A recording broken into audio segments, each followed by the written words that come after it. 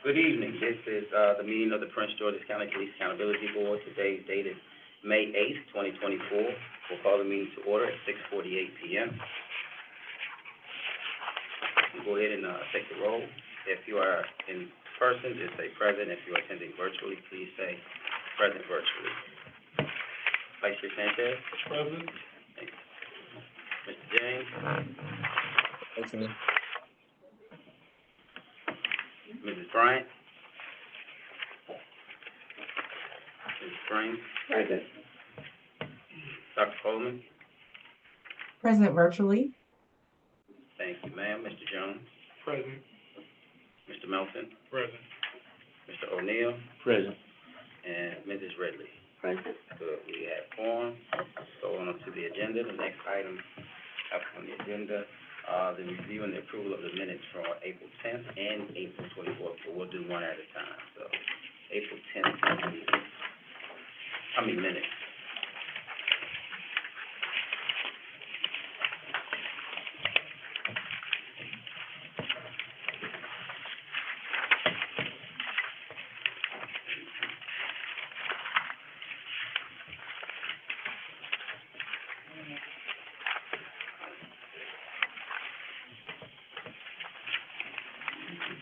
I make a motion to approve the minutes for April 24th. Okay. April 10th. Yeah. Yeah, I don't see them.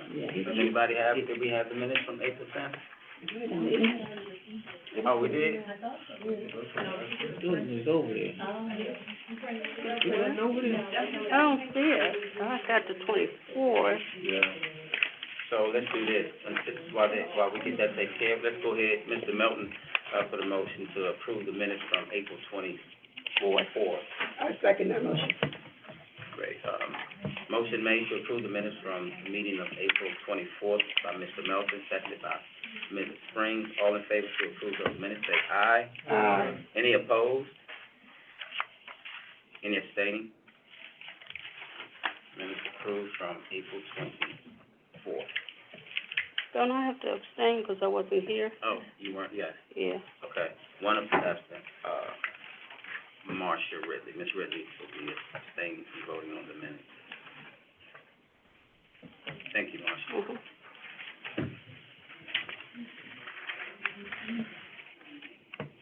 And I don't see the 10th, so we'll come back to that if we find them before the end of the meeting.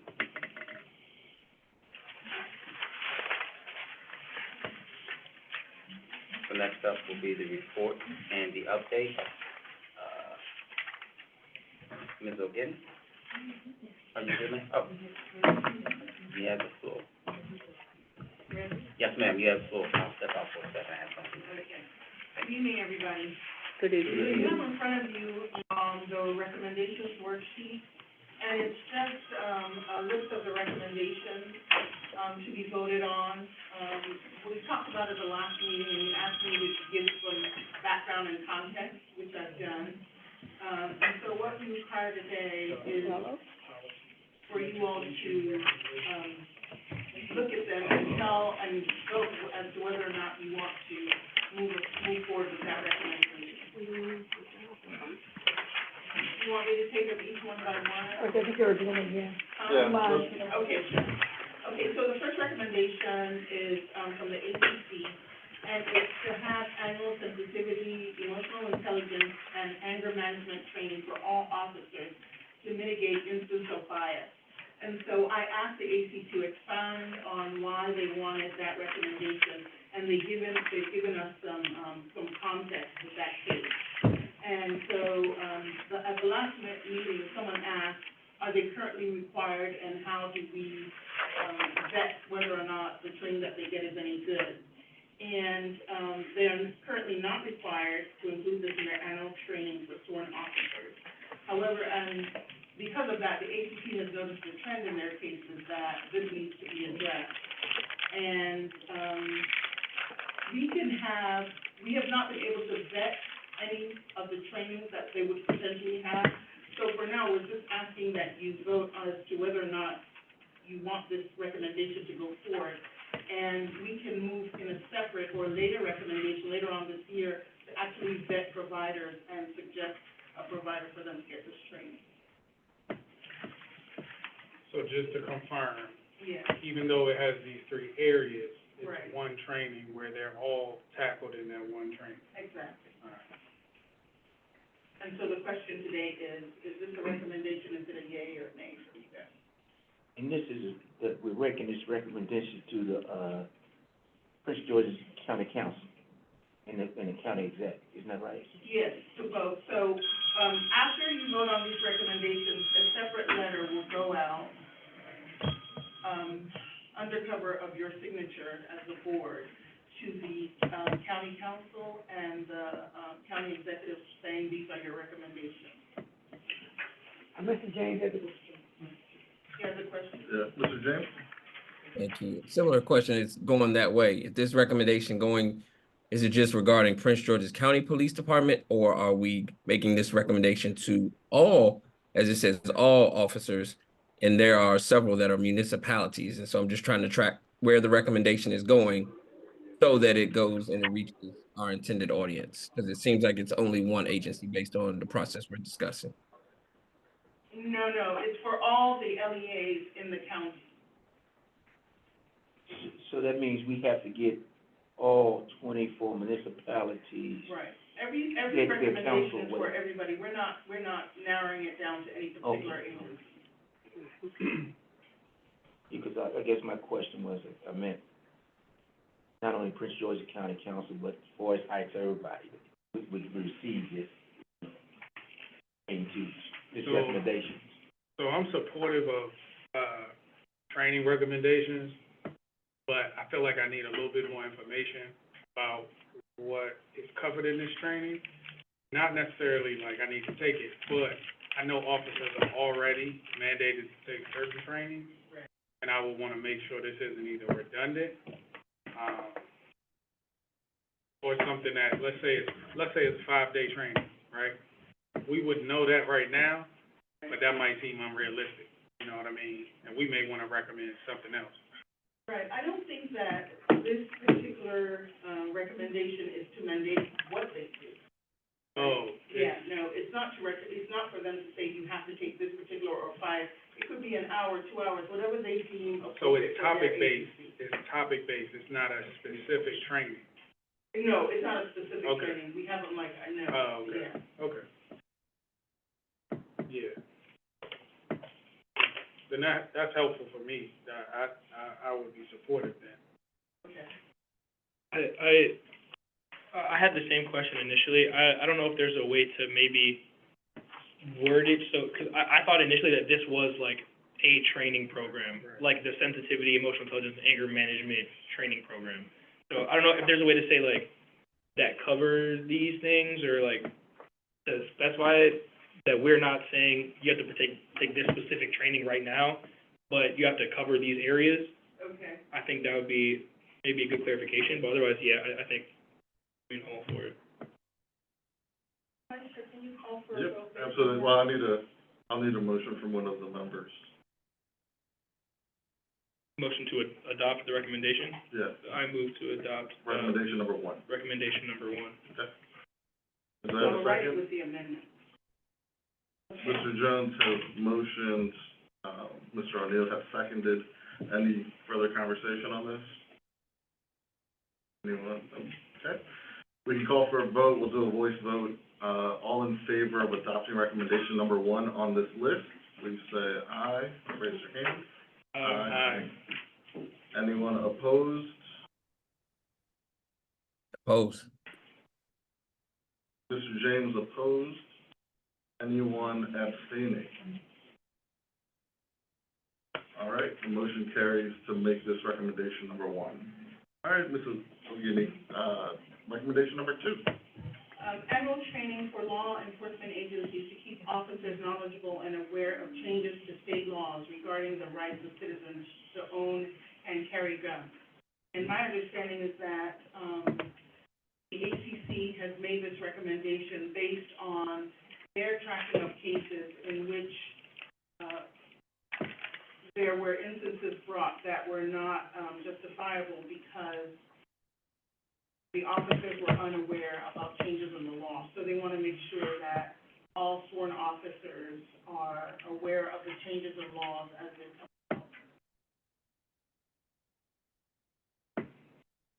because I think we had reviewed a case where an officer had stopped this person, and he was a security person, and he showed all the IDs, and the guy still, because he had a carry permit. yeah, and I think the supervisor, somebody said that they're supposed to have an update to know once you see, because the guy had two, I think. Yeah. And, so, we may have to do that because everybody's not a security officer. Yeah. You know what I mean? Yeah. Mr. James? Thank you. Similar to the first recommendation, I think we need to get input from the law enforcement agencies on this as well, because if they do an annual training, I don't know if the recommendation carries any weight. So I suspect they do some type of annual training. So I think similar to some of the other recommendations, I think we need a little bit more input from the law enforcement agencies to understand what they currently have in place before moving forward with a recommendation. Anyone else? I think, point of clarification, this recommendation comes from the ACC based on patterns they've seen in their cases. So they've seen, like, I'm assuming in multiple LEAs that this isn't part of a training they require of their officers. Correct. Is that okay. I think my only, again, I have no reservations on trainings. I think I just want to be conscious of maybe not administrative burdens, but, requiring 24 different trainings at different times and making it super complicated. And I think, to your point, this might be something that can be addressed, the specificities of it later and, like, how they approach it. And maybe that's, an LEA's responsibility to figure out. I'm supportive of it. I want to be conscious of that, too. Requiring trainings, but also making it, as simple as possible for those trainings to be conducted and taken. Yeah, I think in sort of my experience, they have, when they're in the academy, they take months of law classes, and then they're supposed to get yearly law updates so they know, but I think it might depend on individual departments how intensive that is. If they just say, oh, hey, here, there was a change, and we're emailing you what it is, and it's up to you to read it versus covering it with them, so.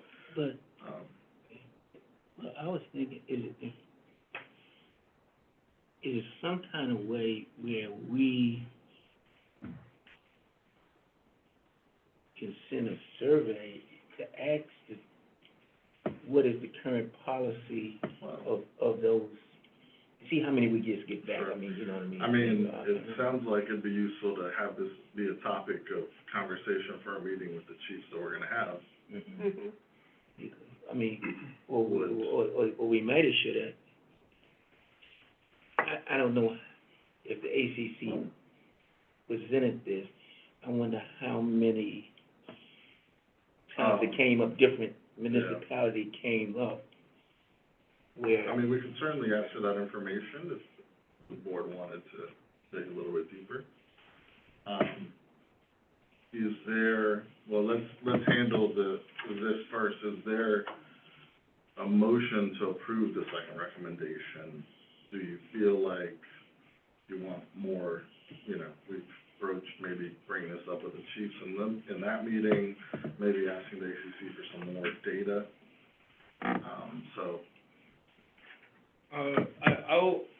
I will move to approve because I think we can do both at the same time. We lose nothing by making the recommendation, and if they come back to us and just say, we already do this, great, like, that's awesome, like, appreciate you guys. But also, we can still ask these questions and dig into it as we're going.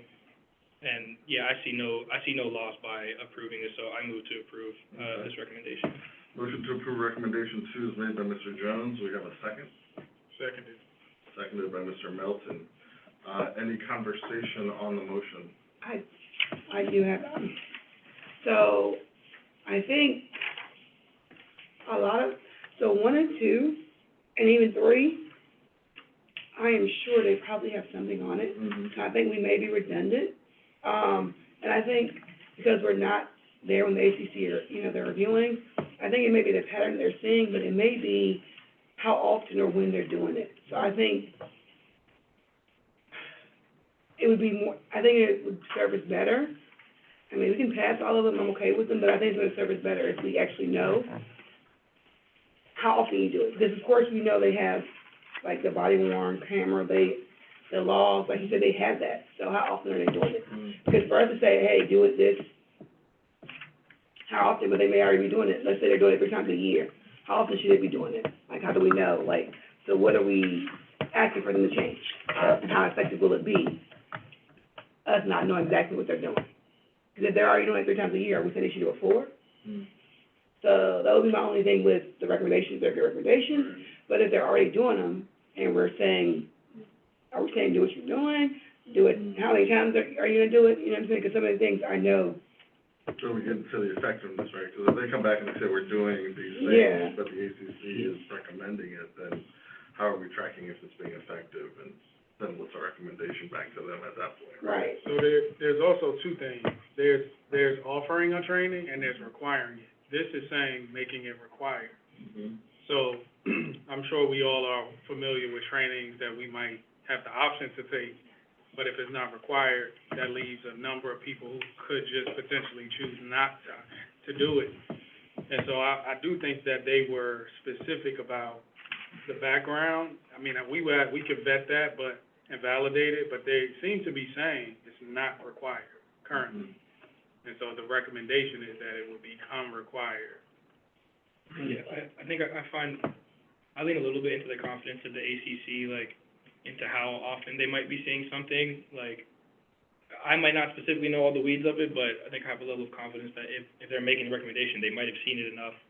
And that's enough for me to, I think, go through it, and I think keep asking the questions again. I don't think approval means we don't stop asking the questions. Well, the other thing is that,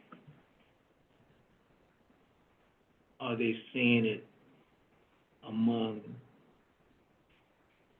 the bigger municipalities as it relates to the smaller ones, you know what I mean? Because if they're doing it, I don't know if they're just seeing it, you know, with PG, Prince So for George you, County. it's more, you'd wanna know, and I think that's something we could definitely try to find out. Because they wouldn't be recommending it Yeah. if it's not happening as often, but we just gotta know if it's the Greenback or the Bowies or whatever, you know, that it's, and just, you know. Would it be possible then to see if, I guess, we'd be requesting the ACC to give us some data on, cases in which the officer seems to not be up to date on firearm laws? Yeah, right. And maybe break it down by, agency? Okay.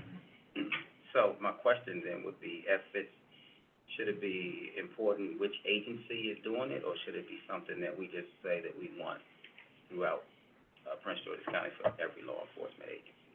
Or would that matter, is my question. I guess with them, when they gave us the recommendations, I'm not sure they had all 24 in mind, you know what I'm saying? Or, when I say 24, or those who have been sending the cases, because we know that all the municipalities ain't been sending the cases. So it would be better because those ones that we're sending the cases, it's sending the cases to us. And it's those ones that they see these patterns in, you know, if they would specify, so we don't have to send it to everybody. I mean, I guess what I'm saying, you know what I mean? We can send it to everybody, but make sure those people, the main ones get it, you know what I mean? Yeah, in my opinion, if we're making recommendations, I think it's gotta be blanket.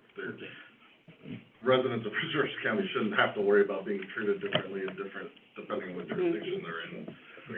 So, I think it covers our base, but I think what you're getting at is important, because there may be certain agencies that may not be doing this while others are. Yeah, I mean, maybe we can still send it to everybody, but We might have to have further conversation with the ones that they, that what the ones that they really had the problems with, what their response once we send it to them. Sure, we could invite them to one of our meetings and and have a discussion, right?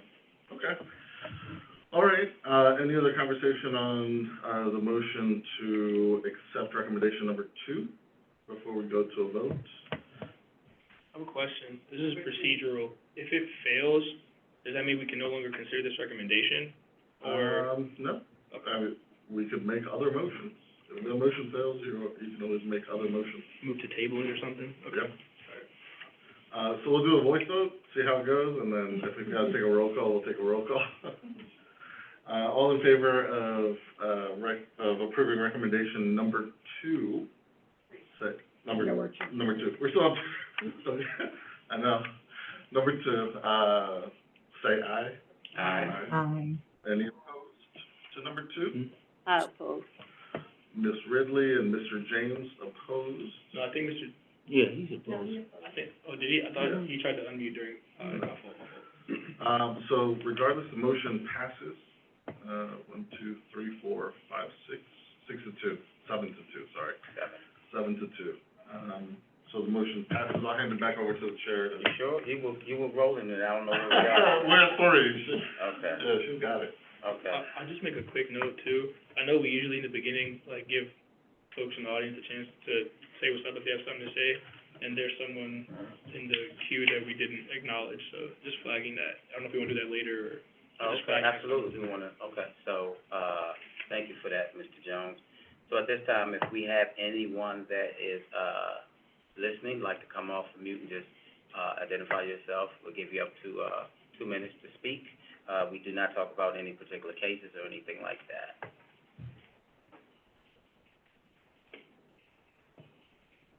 Okay, and we did receive, some correspondence from someone. We had several questions.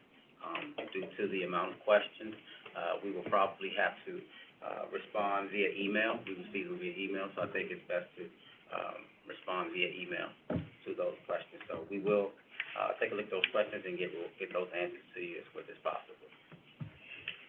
Thank you, Mr. Jones. Yes, sir. So we're on number 3? Yeah. So we be on number 10? Yeah. No, I'm just joking, okay. Okay, so number 3, have we taken a look at that? And you know, going to review body worn camera.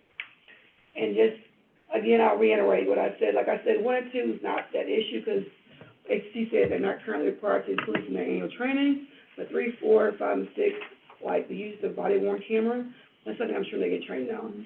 And they're not saying that it's not something that's annual, it's just saying we make a recommendation that they ensure expectation. So, I mean. Well, number 3 seems a little different though, because that continues, oh, I see what you're saying. Yeah, I mean, Yeah, it's a policy. Well, do we want to get some more information from Ms. O'Gini first on number 3? Okay. Ms. O'Gini? Yes, number 3, it's the same case number as number 1, 037, which you all have in front of you. And, because I asked for some examples, and the ACC gave me an example of, a police officer who had an interaction with a citizen and decided to turn his body worn camera off for part of that interaction, and then was confronted by the citizen and said, why are you turning your body worn camera off? And as a result of that, and the interaction, he filed a complaint, and the internal, affairs investigation found out when they reviewed, the footage, that indeed he had voluntarily turned it off. And the ACC found that this was a violation. So that is that case, and apparently they had seen, several instances where body worn camera is turned off because, for whatever reason. And the policy, from my understanding, is that it should not be turned off. and I understand that. I'm sorry. Go ahead. That's okay. So they just want to sort of arrest this behavior, but make it blanket without targeting a particular agency. And that's what I thought, and I'm thinking for this one is just general, because I think it's known and everyone knows that your camera should be turned on. So when the officers turn it off, I don't think that us making them have training say it should be on, or that they're not aware of the policy. So I'm just trying to figure out what purpose would it, serve to, Make Go ahead, this Mr. recommendation. See, what I think is that it ain't turn off, it ain't no training. Right. What is this? If you turn your camera off, what is the penalty for that officer? Because what is happening, he turned it off, but, our friends, if you've been watching this stuff on Seven on Your Side, Well, let's not speak of specific. I mean, well, I'm just saying, Right. what's happening in that, in those cases is that the footage that they show in some of the incidents is not the footage on the cameras. All the officers, their camera either was off or they dropped it, it fell off. So my thing is, what is the policy if you're at an incident and your camera fell off? Now, one time is okay, and, but 2 or 3 times, it should be some kind of punishment by that agency. Is it because they can say, well, we give training about that, yeah, give training, and he knows that, but if there's no enforcement, I'm gonna cut mine off too. Yeah, but And see, I had several, I'm sorry. No, go ahead, Oh, go ahead. I had several cases about them body worn cameras where the same officer would always approach an incident with the body worn camera off. And you know what the penalty was? Send him back for training. And it was same officer over and over. It was no real punishment, but that's what happened in those cases. Well, Mr. James has his hand Oh. up, so I'll come back. Thank you. I had a couple questions. First, Ms. Ogini, on the document you provided us, the highlighted numbers, are those case references? Case number Yes, references? yes, Okay. those are case numbers, right. Okay, so just making sure, because all of them seem to reference one agency, so I saw that at one example. And then it's almost similar to Ms. Ridley's point, you know, one, the recommendation is to just to review the policy, but there's no real call to action on that. So, you know, the chief can review the policy, but the question is, what's the call to action? And then to Ms. Ridley's point, if they're already doing training and that's not, which I anticipate, their expectations, policy reminders, probably daily bulletins, that's considered a part of their training. I'm not sure how we're advancing or moving things here with this particular recommendation. So again, I think some information, some input from the other side, that being from the law enforcement agencies as well, to understand what's going on, and to Ms. Ridley and Mr. O'Neill's point, what's the consequence? And I think from the point of view of the ACC, because I asked them also about this particular one, and it's their way of saying, we need you all to review your policies and do something about this, because we're noticing that this is a trend that we don't like. And I think this could be your first instance to say, we recognize this is an issue. A subsequent policy could say, what is the Sorry, whoever's talking, can they get closer to the microphone? Ms. O'Guinee, okay, sorry. Maybe you could sit here just for this part. Thank you. I'll just, I think that there's a way to get at the heart of what this recommendation is about, but to, Mr. James' point, there isn't a call to action on, like, there's not an actual thing to do. Like, we're asking to just look more. We're also not asking to do anything with that looking, it's just look at it. And I think the heart of this is find ways to discourage turning off your body camera. Right. And I don't think this does that. I think there's a way to accomplish that. I don't think that this is the recommendation that will accomplish that. Maybe our feedback to the ACC could be, in light that we recognize that this is a problem, we believe that training is not the issue. And we would love to see a recommendation that, gets closer to either enforcement or, discipline. Mr. Chair, Yes. because you sit on the ACC, maybe this will be helpful. Because looking at the case, under the recommendation, deactivating the body worn camera during an interaction, it has a penalty. It's category A of the matrix, right? It's category A for the first infraction, Okay, right? and So- that's what I want to know, what Right. happens if you see it? If it's consistent with the same officer, it comes up, according to the matrix, then you move to category B. And then within that category B, there's several, disciplines that you can hand down. And so I will say this, I don't recall this particular one, being, that much of an issue where we did not catch it enough that the officer was not, received the punishment or turning it off. I think that that's where it'll be caught. Because we review the body worn camera policy of every law enforcement agency, so they do have one. Yeah. I think that this, is kind of redundant because it will be caught in the review of the cases. Yeah. And then at that point, if it has happened multiple times, they'll continue to get the punishment. One of the things that I think that is important is if we kind of review the matrix, we kind of just look at it, it'd be great if we can look at these cases and kind of try to figure it out. Maybe we can use that as a learning session, we to review cases as well and figure out what findings we come to. Where on the matrix it was right. But I think that this, will be caught with the matrix. I think in this case, the policy exists, right, the policy is there, the discipline is being doled out. Yeah. So I think what we're trying to get at is either discouragement or discipline, like Mr. Melton said. So I think that's different than a policy change recommendation. Yeah. At this point, unless the agency sees that maybe that there is an issue with the policy being enforced or being, then I think that's a policy question. But as I read it and as we go through it, I don't think I see that right now. Yeah, I mean. We can always, you all can always revisit this based on, The data. you know what I mean, if you want to sort of change Okay. it. Yeah. So we just have it verbatim the way they brought it to you all. Yeah. Right. Yeah, 'cause I would say, looking at this case, I mean, this is a year ago, right? So this is, really, the ACC was into the first year of using the matrix, right? And Yeah. and having the new process actually provide some sort of discipline to the officer that's being tracked a little bit, maybe more efficiently, let's say. So I'd almost say, I'd be curious to see if we would see a decline from 2023 to 2024, where then we could better say, okay, is this continuing to be a problem, and now we need to make a recommendation, versus you're catching these and seeing things in year one, was the matrix and the discipline recommended in the matrix efficient?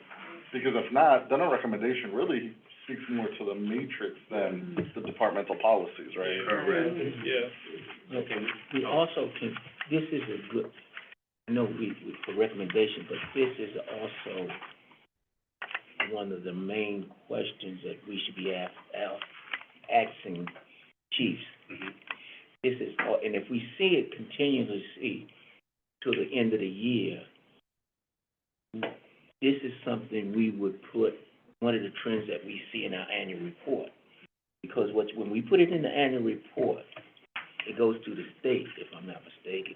Yeah, and if the state see that trend about the body cameras and stuff like that in other, jurisdictions, you know, then that'll help as Strengthen what we put in. strengthen the law, because, I think it's, on the state level, several issues as it relates to the police accountability board, you know, it didn't go nowhere, you know, to give us some strength. I'm talking about all, not just Prince George's County, all of them. This is one of the things that we could do, you know, to ask the chiefs. And then, like I say, during the year, till the end of the year, we need to put that in annual point. Yeah, agreed. So I think for each of the policy recommendations, I think that, not just one, but all, we'll set trends for, right? So we know that is definitely gonna be part of this. That any trends that we see, we'll make sure that we track those, accordingly based off of these recommendations. So at this point, without continuing to go a little further, I think we've all realized we spoke on it. Can we go ahead and vote on it? Well, I make a motion, we table Yeah. Oh, you said table, Mr. Yeah, Hunt? So sorry. no, you're good. Oh, the that's what I'm table, about to say, and yeah. then based on, at the end of the year, we can take another look at this Okay, so recommendation. we're on table number 3? Yeah. Seconded, I guess. I don't know if we take a formal vote on it, but. Yep, Mr. Vice Chair called for it, so. You I Made the made the motion. motion. Okay. Vice Chair Sanchez made the motion, seconded by Mr. Jones. All in favor to table, recommendation number 3, say aye. Aye. Any opposed? None? Okay, table. You have one opposed. You opposed to table? No, I think. No, I think he should be. No, he was on the aye. Did you say aye, James? Opposed? No, I'm in support of tabling. I voted yes in support of tabling 3. Okay. All right. Number 4.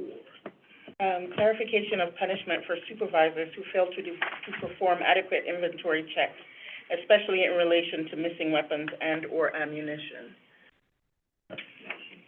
This is of the officers or a civilian? I mean, inventory check is. For supervisors. So apparently, the ACC has noticed a trend where the supervisors are supposed to do inventory checks Of the officers? of the officers. Okay. And, in a couple of cases, that has not happened, and they found out that, inventory was missing, and it was, some significant time had gone by. So are the supervisors civilians? No. The officers, They're all. Sergeants, yeah. sergeant or lieutenant or Yeah. something like that. In this case, they're sergeants. In this case, I don't recall this. I can't recall which case, may have raised. And let me ask you this, because they have Oh, we have it? Prince George's County, do they want us just to recommend it to Prince George's County? No, these are just examples of cases. We're not signaling, we're not focusing on any particular law enforcement agency. It was just, it's just a sample, okay. of the kinds of things that they see, So for so. clarification then, Yeah. because I think looking at this case, it looks like the sergeants, this case in particular Yeah. is a taser, right? And the sergeants didn't know that the officer had lied to them about when he had used a taser last. Correct. So looking at the recommendations from the ACC, I guess they would want to have something available for them to charge the sergeants as well, for not having done Correct. the, okay. So that doesn't exist right now in the making. It does. So if the ACC looks at something and they find that, supervisor was not, they didn't follow the process, we can start an investigation and file a complaint, lodge a complaint against that police officer as well, and supervisor as well, so. Look, is this a really piece of legislation, clarification of punishment? We just wanna know what they're saying, what is the punishment for the supervisor? I don't think that's a legislative thing, you know what I mean? It's like, we just gotta know if it's warning side, I'm just saying. Well, it's part of the decision from the ACC under recommendations, if you, flip to that page, number 2, Yeah. right? On this thing? Yeah, on the actual case itself, Yeah. right here. So the allegation, was sustained against the officer, that's number 1. And then number 2, says the committee recommends review of the agency policy on officer equipment, documentation of inspections, and frequency of inspections for allegations. Right, because if you look at the factual findings, the committee found that when they took possession of the officer's property, there was ammunition missing Right. and there were taser cartridges missing. Exactly. So, but they didn't do that until something else happened Right. that made them then go and look. Mm-hmm. They hadn't followed the departmental policy of Exactly. doing that inventory on a regular basis. And the ACC then is, I guess, to me in my reading, and you can correct me if I'm wrong on this, the committee's basically saying we don't have a way to, To like address this.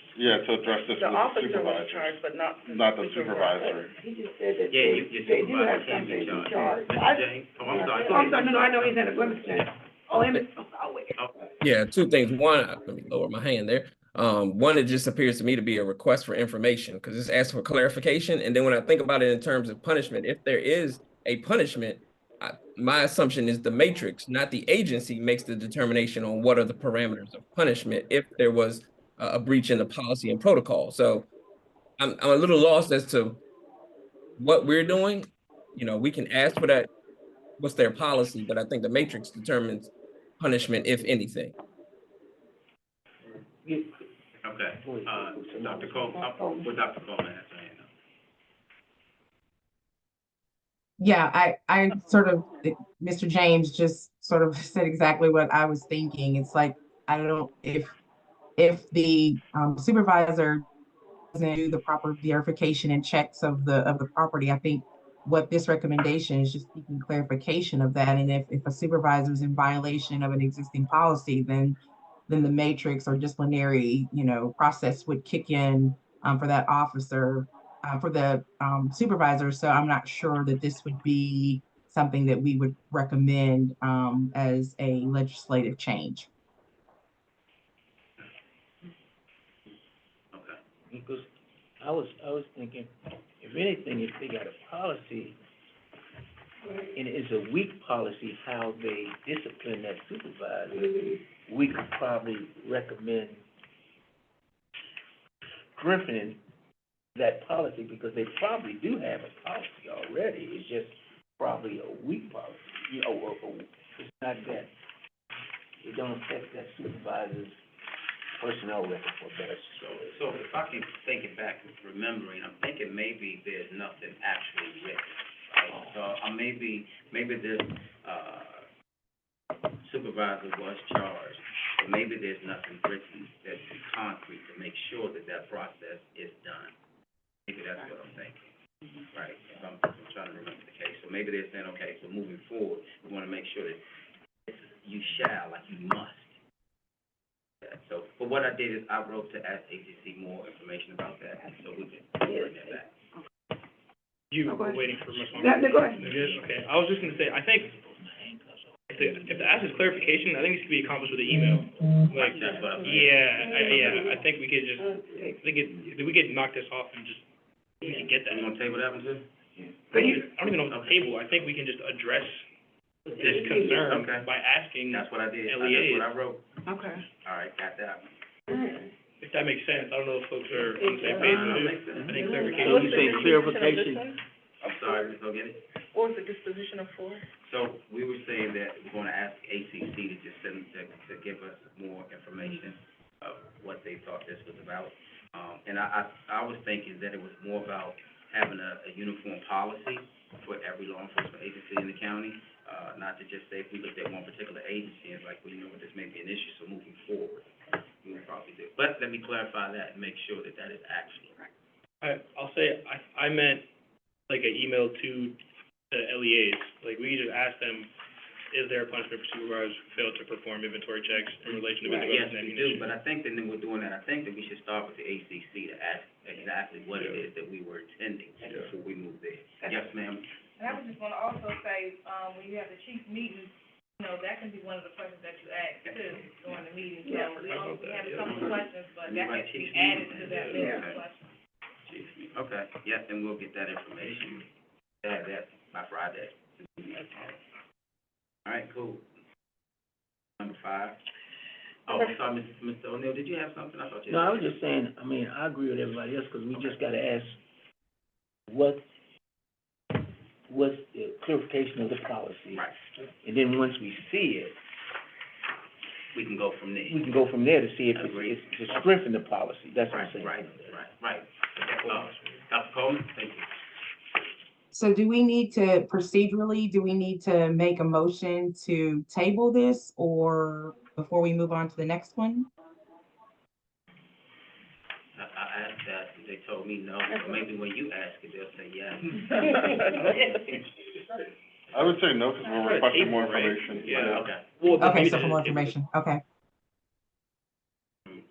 That's why I said we table it, because Yeah, we're going back. that's That's why I technically said the table, table yeah. it. I said it earlier.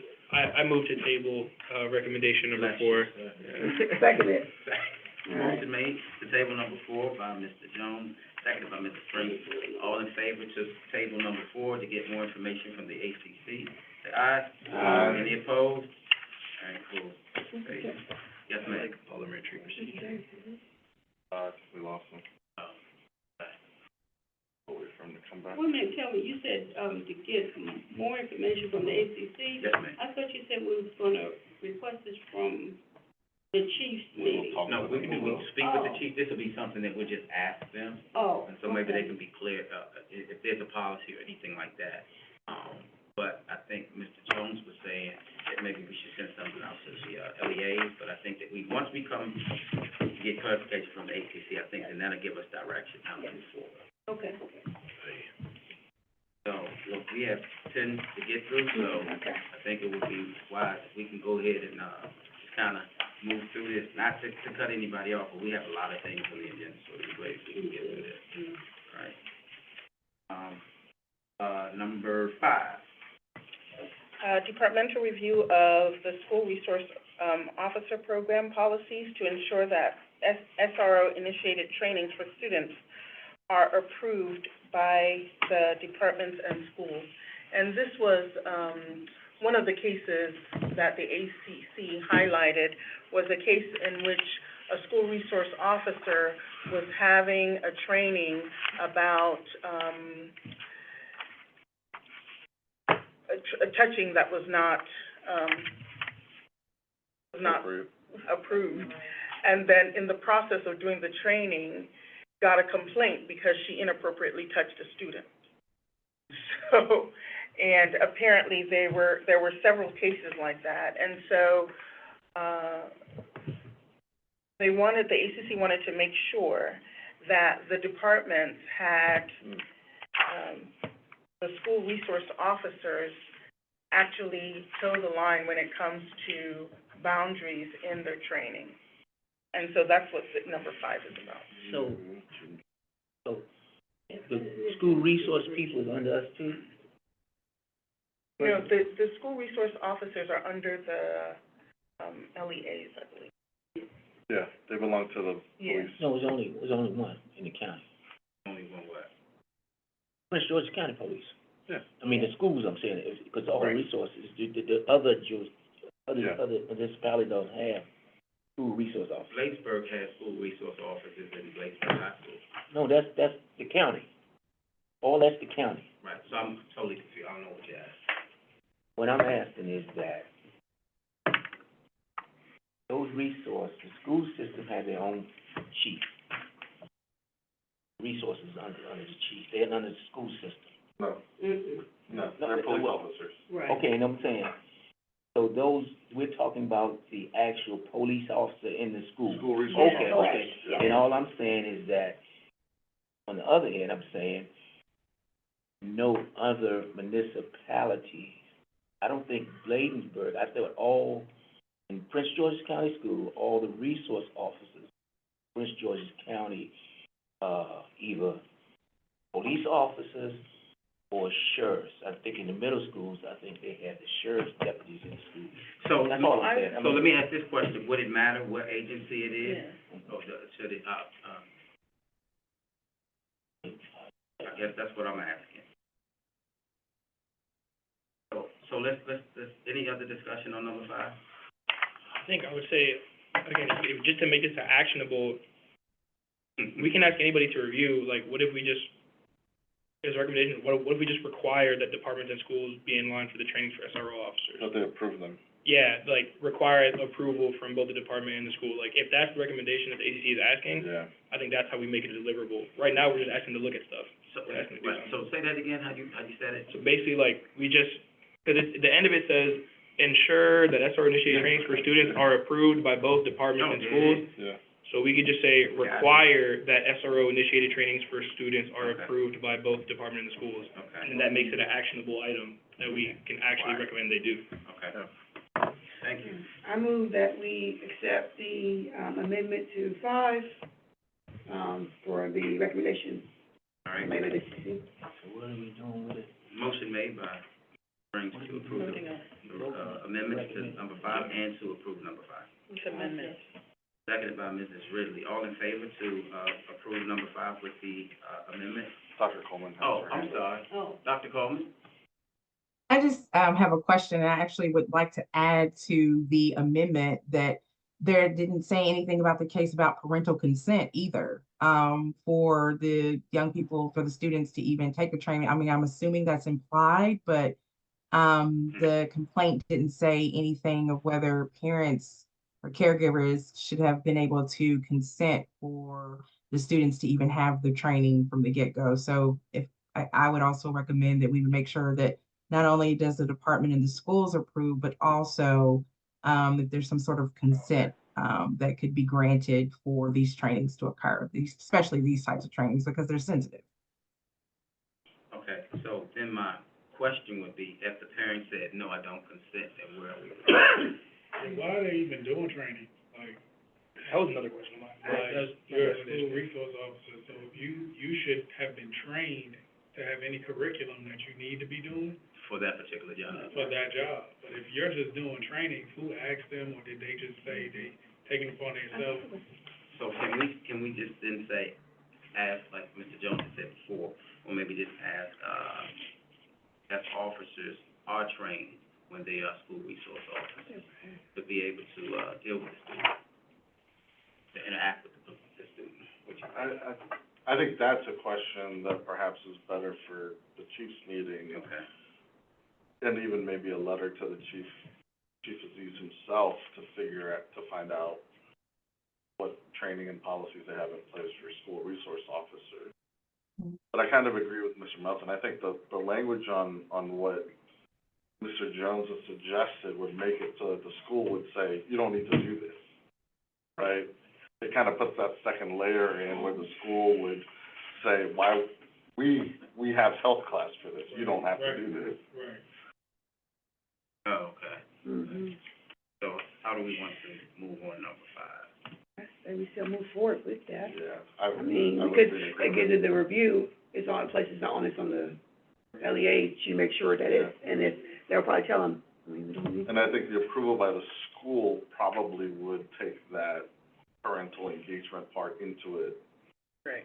Right? Yeah, Because yeah. it would become part of, as Mr. Melton said, that's the school then saying this is part of the curriculum, which then Yeah. would be, even at least to the PTA, right? There would be parental guidance at some point that would say, hey, we're doing this and this is what we're offering. So I think having the department and the school approve it kind of covers, in my opinion. So then, to Dr. Coleman's point, then, the parents should know that. How would they? Oh, that's another issue. I think that might just be outside of our purview. Yeah, that's why I said Yeah, that's I another. think that might just be the school. Yeah, Right, that's what I was saying, yeah. You see, I cut myself already. No, I didn't credit for that. I caught myself. Yeah, okay, But so. you know, these officers have job descriptions too now. Yeah. That's true. Well, yeah.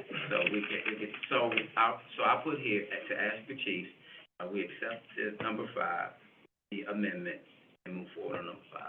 Oh, we didn't vote. Right, but that was, Okay, yeah. it was, motion made by Yes. Mrs. Springs, seconded by Mrs. Ridley to do that. All in favor? Oh, I'm sorry, hand? No, Oh, okay. You thinking out loud? Yeah, sorry. Okay. See, I'm noticing though. Yeah. So all in favor on number 5 to accept that with the amendment, say aye. Aye. Any opposed? Any abstaining from voting for that? No, okay. Number 6, we are almost there, Tim. I would actually ask the board to table number 6.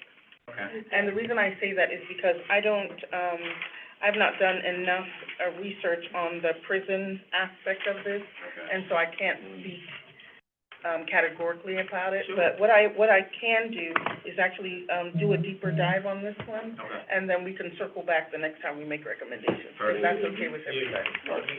I move to second per staff recommendation. Right, okay, so, motion made by Mr. Jones. I cut you off. No, please, look, motion made, is there a second? Seconded. Seconded by Mrs. Springs to table number 6. All in favor to table number 6? Aye. Aye. All right, any opposed? All right, cool. Number 7. Okay, the next couple will be relatively easy because there are internal ones. So, the number 7 is that the Police Accountability Board report date be extended to February 28th. So at our last meeting, we talked about changing it so that, the Gregorian calendar matches up with the fiscal calendar, and as a group, you all decided that went too deep, what we really want is to extend the date of the report that is required by you all, by the board, so that it captures the December data, and then gives us enough time to collate and actually put that report together. And so that's what, number 7 is about. I thought the December date was a state, mandate. The state has said that we have to have it reviewed in. Right, and so if this, recommendation is put forward, it would be put forward, to the state as well as the county, and saying, you all have noticed that we need to capture this data, and so, December 30th is not a realistic date to have a report out. But we talked about this before, Mm-hmm. and I think one of the possible solutions was that we could base case data on the fiscal year, so that it captures a full year, but it's like June, I think. That's what I thought we decided to. I thought we were gonna base on the fiscal year. But we currently capture data, for example, the last report was through December 2023. So if you're saying that you want to capture, date for the fiscal year, that means that you're getting in, okay. Sorry. That we did do, but I don't believe we did case data, that was meant to sort of be aggregates of like trends and things like that. Okay. I think we did what we could because it was captured by December, but I think going forward, this is a valid concern because we wouldn't be able to do that. So I think we had discussed this, and I don't think we did come to a conclusion, but I think that was one of the options that was thrown out there. I'm looking for notes, I think we should, but this notes is like. Could we submit the report, maybe it's confusing, and maybe I just don't understand. We would give ourselves more time to get to the full year if we submit, if the deadline is on the fiscal year, but if we focus the report on calendar year. You know what I'm saying? Like, if the report covers January to December, but our internal deadline for providing that, the data covers that, but our deadline for getting it out is the first of the fiscal year, that lets us cover all the time in the previous year. Because I mean, Except the report is currently mandated for the end of the year. So if we say, if it's mandated for the end of the year, and then we say we're gonna do the end of fiscal, first of all, we'd be non-compliant, and then also, we'd be submitting it 6 months late. Yeah. Okay, so my recommendation, is just a recommendation we could do, I think that since we're going to be working, and we're gonna probably have subcommittees, moving forward to compile our report, for the end of the year, maybe we can just try to do it and see how it is, and maybe the following year. Okay. If that makes any sense, because this will be the first year that we actually have some data, and so once we get the, everything, all the data and the pivot tables and things set up, maybe it'll be easier for us to compile that data. So my recommendation would be just to, see how it goes this year, table this maybe for, next year, and just see how it moves forward. That way we can be compliant, and not bank on it being moved, and then we get kind of comfortable and relaxed, and then we miss the mark again. Yeah, and that's what, because the annual report is just accumulation of what we did during the year, and we just put in there what we did up until December, and put it in and turn it in. Okay. I mean, we ain't gonna get a A, B, or C grade, you know what I'm talking about, So, I mean, I don't think we should dwell on it too long. That's number 7. So how would we move forward with that? Should we just table that, or just say, I say we table it, because the minutes says something different. It says we're supposed to be a proposal for the fiscal year, right? What is it, can you repeat? Yeah, so, That was from last. the last, That was a conversation we had. The board discussed the merits of changing the calendar. right? Staff member will draft language proposing the change in the fiscal year for board review. So this recommendation was changed. So last week, it said, change it from the Gregorian calendar to the fiscal. Based on the discussion that you all had, I changed this to be, let's put it out a couple of months, instead of changing the whole calendar. Right. So that was based on the feedback I got from you all. So I think that's just my suggestion. I think that we can do it, moving forward. I believe so. I don't wanna be different than any other county what the state has mandated us to do.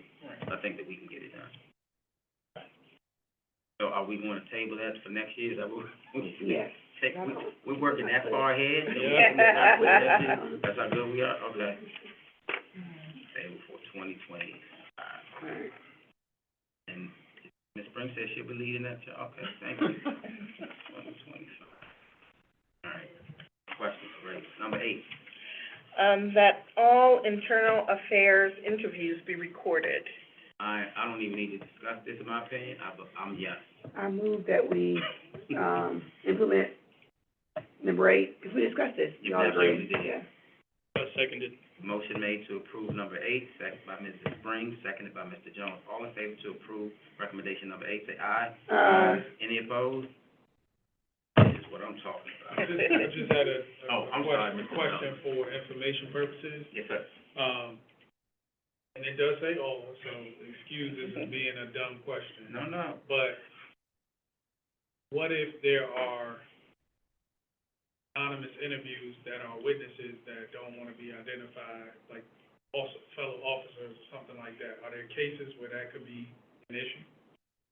I mean, granted, it would be evidence. So Well, it maybe necessarily they wouldn't be shown. identified, but they can be recorded Yeah, somehow, okay, right? Maybe okay. their face, but they can be recorded audio. Okay. That was a good question, you tried. So did you vote to say, to accept it though? Yes. Okay, you did, okay, great. Okay. Number 9. Oh, I'm sorry, question. Number 7, you weren't voting on number. No, ma'am, we're tabling that for 2025. I was just asking if you voted to table 4 other ones, but not that one. Oh, so we should be consistent. Mhm.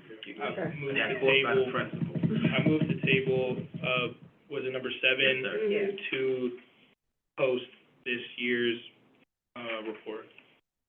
Second by Ms. Springs. Second it. I was trying to come out with I thought we did, okay. her. Motion made to table number 7 by Mr. Jones, seconded by Mr. Springs. All in favor to table number 7 based off of what we get complete in 2024, to table it to 2025. Say aye. Aye. Any opposed? Thank you. Thank you, Ashley. Number 9. That CB 21, which is the authorizing legislation, be amended to set policy guidelines governing a PAB whistleblower process whereby the complainant claims insider knowledge of a law enforcement agency. And there was a robust discussion last week also about this, and you wanted to know why this was an issue. And so I give background with some cases on why this has come up. I was for this last week, and I'm for this week too. I think it's important to protect whistleblowers with everything you got. I mean, those are the guys that let you know what's going on for real, so. Yes.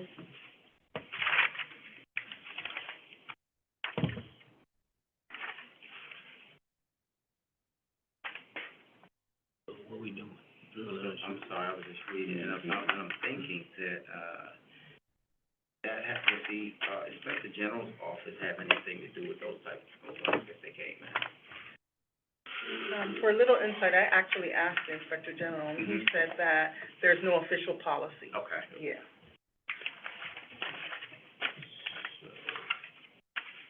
So we would be recommending that the county council then develop a policy Yes. for a whistleblower process, so that we could then create a process for the IG to get it. Probably council and state, right? Would it be both legislative, state ledge, and then we'd ask the county to do it too? Mhm. I think it, I'm not a lawyer, but it's not specifically referenced, so the county and we have the room to move in that space. Oh, we can make the recommendation. And we Yeah, can yeah, also tell the state, like, hey, we're doing this, you guys should too. Yeah, Okay. yeah, we could make that recommendation. Motion to approve number 9, and you want to say, anyone? Move to approve recommendation number 9. Motion made by Mr. Jones to approve recommendation number 9, seconded by Mrs. Riley. All in favor, say aye. Aye. Any opposed? None, thank you. Approved. Number 10. that, CP 2022 be amended to require law enforcement agencies to submit a written status report to the PAB for each complaint received by the agency or referred to the agency by the PAB, detailing complaints received and the status of each investigation. Now, this is the recommendation, that was made because we currently have no way to track the status of a complaint, right, while it's in process of, being investigated. And so this is to, make sure that we're able, just for transparency, and the fact that, a neighboring agency has actually, done this in Montgomery County. Now, when you all discussed it last week, I was asked to come up with a sort of a sample legislation or code for this, but I think that would be overstepping right now, because I think if we make the recommendation, then we can be called back to, partner in making the policy. So I think it would be, right now, you all can just make the recommendation, and then the actual writing of it comes later. And you're saying it already successfully exists in Montgomery County? Yes. So, my question would be, we're asking them to submit a status report. I think that there should be some language in there to say, at least while the case is, being investigated, or we need to give them something. We don't wanna say, a status report, we don't know that the case is open, closed, am I making any sense? So, So you're saying, like, we recommend what statuses they use? right, so if the case is open and they wait 6 months after the findings of that case, then they give us a status report, close. So do we It's want a a status monthly report? status. Oh, so maybe I didn't see my. I Yeah. don't think it's one. Sorry, that was my exclusion. It's Yes, monthly, yeah. okay, that's what I'm, Yeah. So, I'm definitely, we can, and so you'll say writing it afterwards. Right. Supervisor, go ahead. I move to adopt recommendation number 10, pending further discussion. Seconded. Motion made by Mr. Jones, seconded by Mr. Melton, to approve number 10, recommendation number 10. All in favor, say aye. Aye. Any opposed? None. All right, number 11. I did that for. Permission to fall back into the shadows.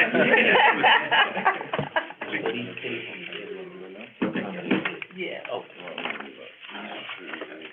Can I fall back now? Yeah. You're okay.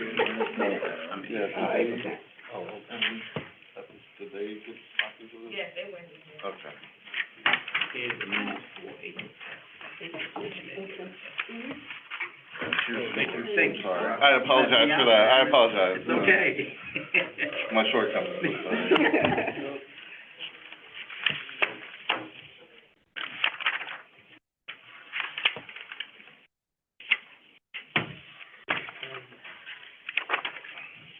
Take a few minutes to read through these minutes to see if there's any questions or changes.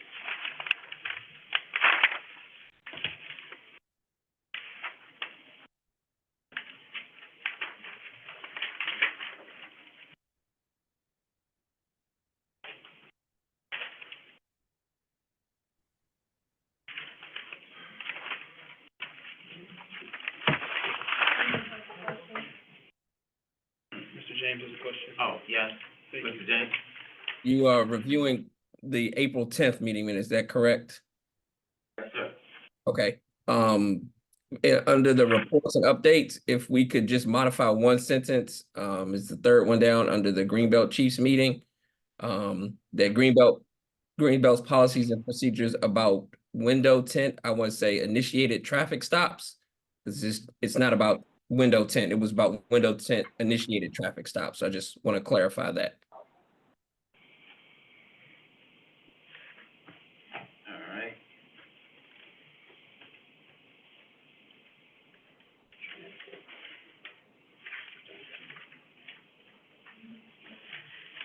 Did everybody see, the section that Mr. James was speaking of? Yes. Great. All right, I'm good.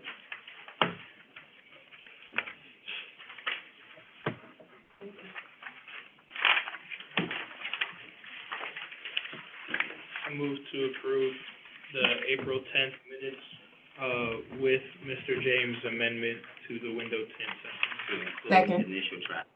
Yeah. Okay. Way to go, Dr. Oh, raise your hand, was on the mute button. Ready. You'll be great for family feud, okay? So, motion made to approve the minutes from April 10th, 2024, with the amendment, to add initial traffic stops under reports and updates by Mr. James. All in favor, seconded, I'm sorry, by Dr. Coleman. All in favor to approve the minutes with the, amendment, say aye. Aye. Any opposed? Approved.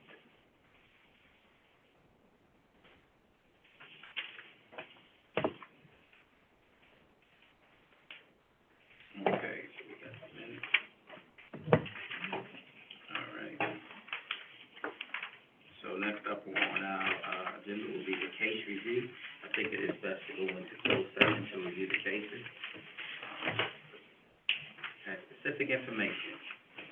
So, at this time, I'll take a motion unless we go into closed session. I move that we go into closed session to review the cases. All right, motion made to go into closed session by Mrs. Springs, seconded by Mrs. Riley. All in favor to go into closed session to review the cases and discuss specific cases, say aye. Aye. Any opposed? None? All right, cool. So let me read our closing statement. Today's date is May 8th, 2024. The time is now 7:59 p.m. The location is 9200 Basil Court in Upper Marlboro, Maryland. And the purpose of us going into closed session is to discuss the appointment, employment, assignment, promotion, discipline, demotion, compensation, removal, resignation, or performance evaluation of appointees, employees, or officials over whom this public body has jurisdiction, and any other personnel matter that affects one or more specific individuals. At this time, the board is in closed session at 8 p.m. Thank you. We are back into open session, and the time is now 9:20 p.m. Let's see, quarterly, got to that. Okay. Community and external outreach. Ms. Allen? So we're gonna skip the action plans, or just, we're supposed to just look at that or whatever? Action plan, oh, I did not see that, yes. Yes, ma'am, absolutely, yep. Action plan, We're just supposed to be looking at the thing. yeah, so would it be okay, if somebody make a motion to table that? I think that we're getting into the. Motion to table. Thank you, sir. Wait, table what? Action plan dashboard discussion. Oh, okay, fair. Motion made by Mr. O'Neill, seconded by, Mr. Melton. All in favor to table the action plan dashboard discussion, the next meeting, say aye. Aye. Any opposed? Okay. Mr. Chair, Yes, ma'am. I just want to make sure what was decided in closed session was acknowledged. I'm having trouble hearing. Was acknowledged and confirmed in open session. Okay, so should we do that before we adjourn, right? Yeah. Yeah, so anything you did, you need to affirm it, and vote for it in open session. Yes. Yes, ma'am, I have that. Yes, ma'am, thank you. Okay. You want me to do it? Yeah, we can do it now then, okay? Yeah. Okay. So, I just want to confirm that in closed session, we reviewed cases, and, talked about some trends, that we're going to be tracking and keeping an eye on. Also, we discussed, creating a subcommittee to take a look at questions for, our chief's meeting, and we will select those members Okay. in open session. Okay, great. So I move that we approve that and recognize that work done in closed session. Okay. Motion made by Mr. Vice Chair to approve the actions taken in the closed session for today, seconded by Mrs. Springs. All in favor to approve those actions taken in closed session, say aye. Aye. Any opposed? None? All right. Thank you, sir. Now, I'm gonna say her name for the third time, Ms. Allen. Good evening, board members. So, just we met the last time, I was given an assignment to propose some events for the board to consider attending. And, with that being said, we're also on some listservs, so I listed some events that are upcoming. So this coming Tuesday, the Department of Family Services is having a senior information fair. We did register, so if there are any board members that can go, there can be 2 there. There's gonna be, you know, lunch provided, music. I do have a flyer attached for that. So is anyone available to attend? This would not be, one of those events where you would get on someone's agenda to make any announcements. This one is more tabling. Representation, okay. This is, what's the date for this? When and where again? This is May 14th from 10 a.m. to 2 p.m. Oh. And then it's also in the flyer. So would it be possible, rather than to go through these, would Yeah. we take a look at it and then respond to you by email? Yeah. Because then if you do that, also, you said that you were giving this assignment, who gave this assignment to you? Do this? It's a combination of our internal meeting, so, you know, the IG has some suggestions, Ebony has some suggestions, Mr. James has some suggestions that kind of derive from the public, you know, the proposed outreach entities. I also have some suggestions, so, you know, with National Night Out, that's something that we do as a collective, so at the very back of that Okay. is, some community events that happened last year, Okay. but this year National Night Out is Tuesday, August 6th. But if we wanna identify some of those, like, you know, if the board wanna go out 2 by 2 or 3 at, you know, one, Partner up, right. yeah, we can do that. And then there are some suggestions for upcoming municipality days, and then there are some entities that I did reach out to at the bottom of the page, so Department of Family Services, when they reached out about the senior day, I did say, you know, please keep us in mind, in which case they did, you know, talk about the Father's Day pledge, that was another event. County Council reached out to them, some of the people that we had already reached out, or that had reached out to us before, such as the NAACP, Metropolitan Baptist Church, Casa de Maryland. I called them, the Hispanic Chamber of Commerce, one of our community members, Hills Oslo, Boxing Foundation. So those are some of the people that I sent emails to saying, you know, if the board can get on your agenda for 15 minutes to 30 minutes, if you would like us to come out and table, you know, we'll bring this before the board for consideration. And then another thing the board may want to consider is reaching out to some of these department heads to see what events that they're having, if we want to table there. If it's more, and this is just my thought, getting on someone's agenda, it might be civic associations or HOAs, if you want to do more of a speaking thing, but some things are more tabling, so like these. Presentation, okay. Yeah. So, yeah. May 14th is primary day, and I know that. May 14th, Tuesday. That's right, that's the election day.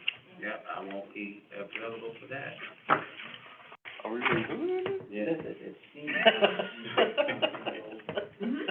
All right, so what I'd like to have, moving forward, if everyone can have an opportunity to, suggest, some proposed outreach events. I know in the past, I think our first one was, Mr. Melton had attended one, so, if anybody has anything, like that, I think that we should submit that to the board, and we'll take a look at that as well. I want everybody to have an opportunity to propose a community, outreach event, because it may be something that we hear while we're in the community. But, okay, so can we take a look at this and then get back for the sake of time? Because then I know if we start discussing it, we'll add more for 2025. Yes. All right, cool. Thank you.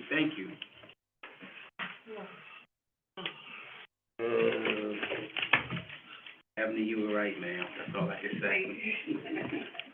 All right, training and education, Ms. Ebony? I just want to remind everybody about the evening I spent about the one day, That's right.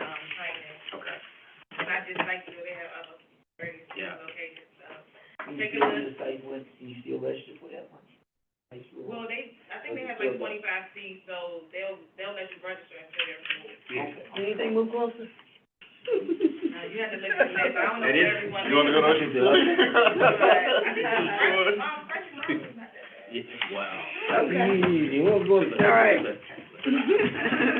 I think what we can do is, in the future, it maybe even suggest Prince George's County, since we're, recommend hosting one next year, so. Okay. Thank you, Ebony. Announcement, you have something? We need to to select the group that's gonna review the questions. Okay, thank you, yes, sir. Volunteers besides Mr. Melton? Volunteer. Two? Three. For what? To review, I'm sorry.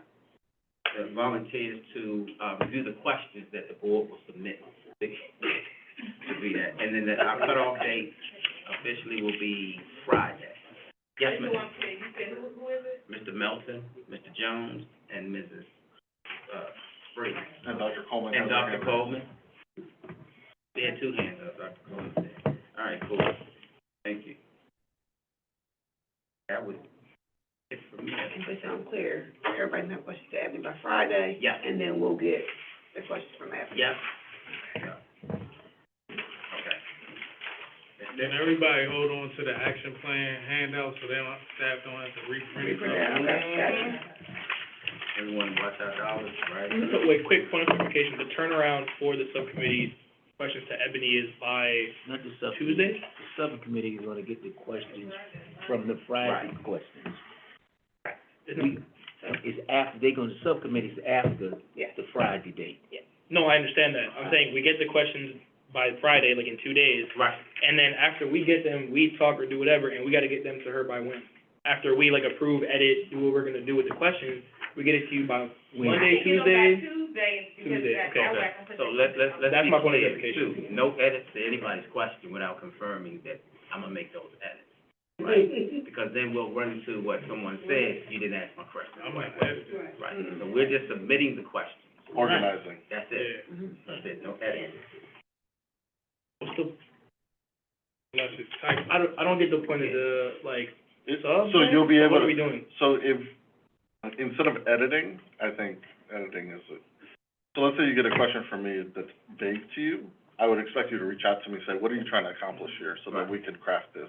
And You want no then, duplication too. in the right, and then you questions. will, or if there's questions that seem like they're similar, you're gonna say, this is which one we're gonna go with, or, there will be some editing, but not like changing. Yeah. No, okay, Grammatical yeah, errors, right? understood. Things like Yeah, that. yeah. Rather than that, Right. do not change anybody's Not- signature. Right, if it's Yeah. unclear, reach out to the person and say, hey, what are you trying to accomplish here, Do work we- with them. Are we And then you cutting guys, questions? huh? Are we cutting questions, or we're like, this doesn't seem Well, right? I would- We might reserve them. Right. I would hope that you guys would keep in mind the time frame that we're looking at, Right. and how many people are gonna be here, and if each chief is gonna answer each question, how long that's gonna take, Right. so, you know, just keep all that in mind. Will do. So we trust you. Okay. So, one announcement, we did have a reporter that was here at the last meeting, and then he was here today. He asked me to make a statement, he asked me the question, about, should we review all, use of force cases? And I said yes. And that there were any anybody could file a complaint if they witness a use of force. So we wanted to make sure, those were the two questions that I asked and answered. He said that he would let me know when the report aired, but I did suggest that he come back, and kind of, see what we do, to make that report. He did tell me that, he thanked us for being open, and he was very informed because he is an I-team reporter. So, he told me a lot about the things that we already know. So I respect that too. So just wanted to let the board and everyone know. For me, anytime that I would do anything else outside of that, I would always want the vice chair, our legal counsel, and everybody else to be involved in that as well. So, but we had to go on with the meeting, so I did not want to hold that up. And that was it. I move that we adjourn the meeting. All right. Second. Motion to adjourn was made by Mrs. Springs, seconded very fast by Mrs. Ridley. All in favor to adjourn, say aye. Aye. Any opposed? None? All right. Meeting adjourned at 9:32 PM. Thank you.